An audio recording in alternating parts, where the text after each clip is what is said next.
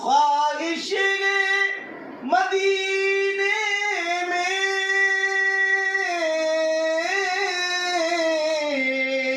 جب نیند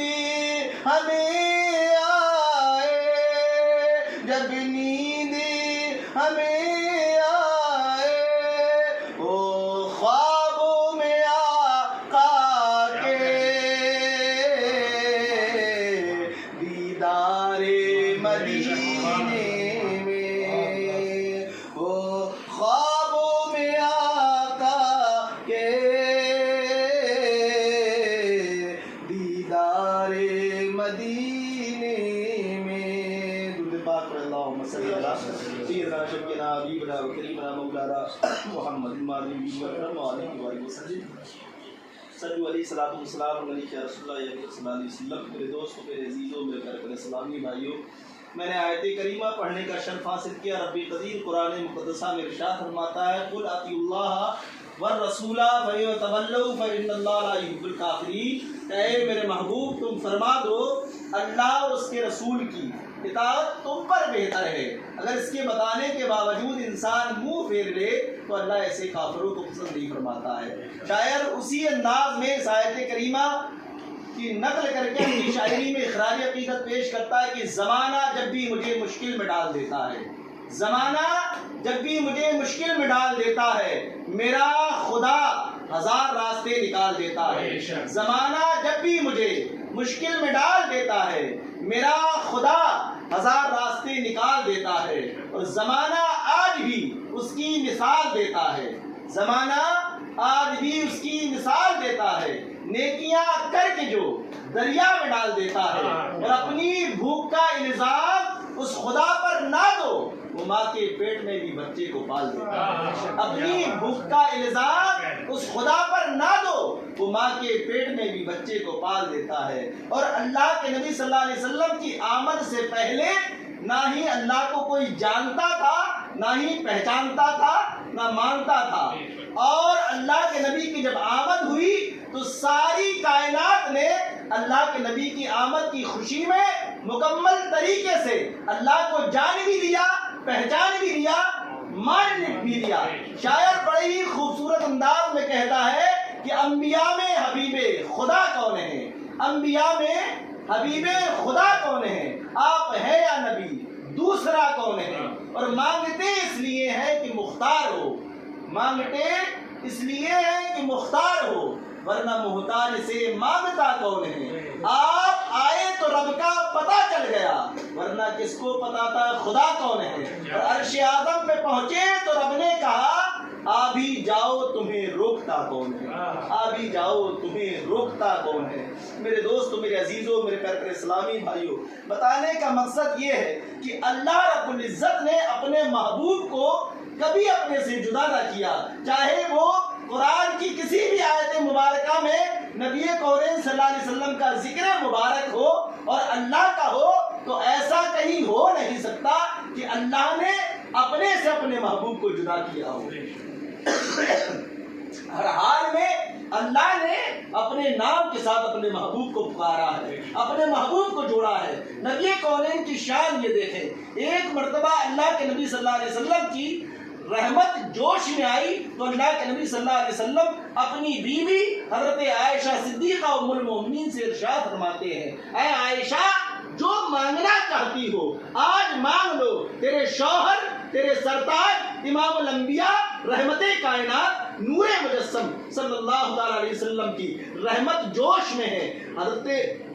عائشہ صدیقہ ام المومنین نے خیال یہ کیا، کیا مانگوں کیا نہ مانگوں۔ پھر ایک خیال آیا کہ اے اللہ کے نبی، اگر آپ کی اجازت ہو تو میں اپنے ابا سے اس بات کے لیے مشورہ کر لوں۔ آپ کے والد محترم حضرت ابوبکر صدیق رضی اللہ تعالیٰ عنہ جب اس بات کی اجازت اللہ کے نبی سے مانگی، کہا ٹھیک ہے عائشہ، اپنے والد سے آپ مشورہ کر لیں۔ حضرت ابوبکر صدیق کے پاس حضرت عائشہ صدیقہ ام المومنین پہنچتی ہیں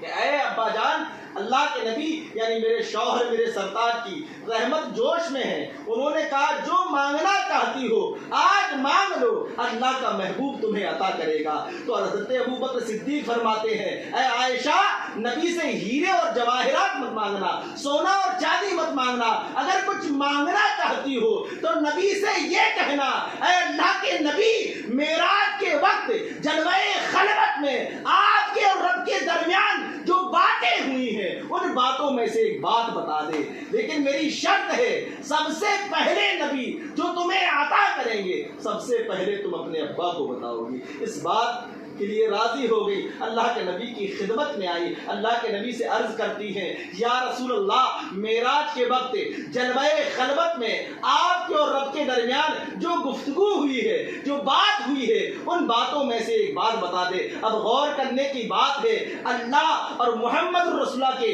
درمیان جو راز کی باتیں ہوئی ہیں، اگر وہ بات بتاتے ہیں تو راز راز نہ کر رہا، لیکن اگر نہیں بتاتے ہیں تو اللہ کے نبی جھوٹے ہو جائیں گے۔ قربان جائیے امام الانبیاء پر، اللہ کے نبی فرماتے ہیں، اے عائشہ، معراج کے وقت جلوہ خلوت میں میرے اور رب کے درمیان جو بات ہوئی ہے، جو گفتگو ہوئی ہے، ان راز کی باتوں میں سے ایک بات یہ ہے کہ جو میری امت میں کسی کا ٹوٹا ہوا دل جوڑ دے وہ بغیر حساب و کتاب کے جنت میں داخل ہو جائے گا۔ یہ بات سن کر حضرت عائشہ اتنی خوش ہوتی ہیں، اتنی خوش ہوتی ہیں، دوڑی دوڑی اپنے والد محترم حضرت ابو بکر صدیق کے پاس پہنچتی ہیں۔ جب حضرت ابو بکر صدیق کو بتاتی ہیں، اے ابا جان، اللہ کے نبی فرماتے ہیں معراج کے وقت جلوہ خلوت میں میرے اور رب کے درمیان جو باتیں ہوئی ہیں ان باتوں میں سے ایک بات یہ ہے کہ جو میری امت میں کسی کا ٹوٹا ہوا دل جوڑ دے وہ بغیر حساب و کتاب کے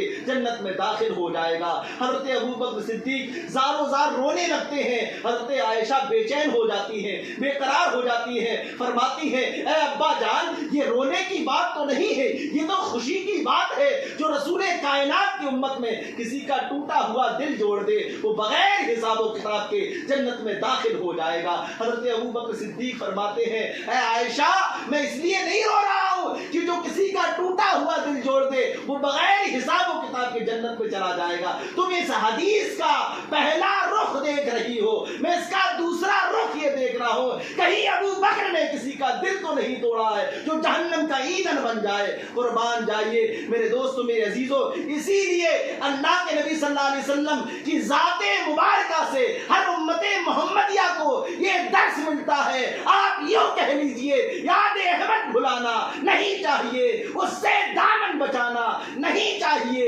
یہ سکھایا ہے پیارے نبی نے ہمیں، دل کسی کا دکھانا نہیں چاہیے، یہ سکھایا ہے پیارے نبی نے ہمیں، دل کسی کا دکھانا نہیں چاہیے۔ آج جو موسم بہارا میں، آج زمانہ قدیم اور زمانہ وسیع میں جو ماحول چل رہا ہے وہ کسی اور وجہ سے نہیں بلکہ ہم علماء کی وجہ سے، اگر اللہ کے نبی کی محبت کو ہم عام کرتے تو ہر شخص محبت رسول اور کردار محمدی کو عام کرتا ہوا نظر آتا، ہر شخص نبی کونین کا کلمہ پڑھتا ہوا نظر آتا، لا الہ الا اللہ محمد رسول اللہ۔ آپ تمام شعراء کی شاعری میں دیکھو، سید محضر علی مکن پوری فرماتے ہیں، گیت یارو محمد کے گایا کرو اور عقیدت کے موتی لٹایا کرو، آرزو کا دیا خواہشوں کا دیا جب بھی بجھنے لگے لو حبیب خدا سے لگا لیجئے، سنت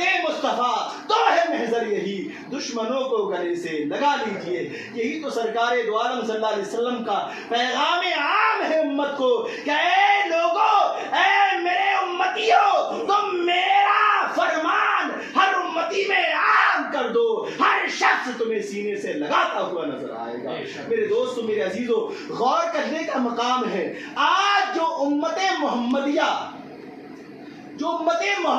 کا پیغام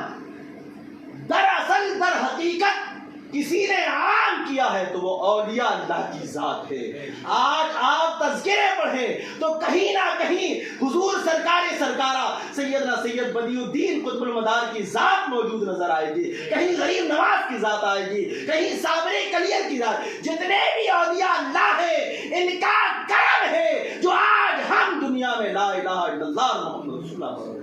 میرے دوستو، میرے عزیزو، ہمیں ہمیشہ اولیاء اللہ کے دامن سے وابستہ رہنا چاہیے، کیونکہ ان کے ہی فضل و کرم سے ہم دنیا میں امن و امان کی زندگی بشر کر رہے ہیں۔ استغفر اللہ ربی من کلی ذنب واتوب الیہ۔ السلام علیکم ورحمۃ اللہ وبرکاتہ۔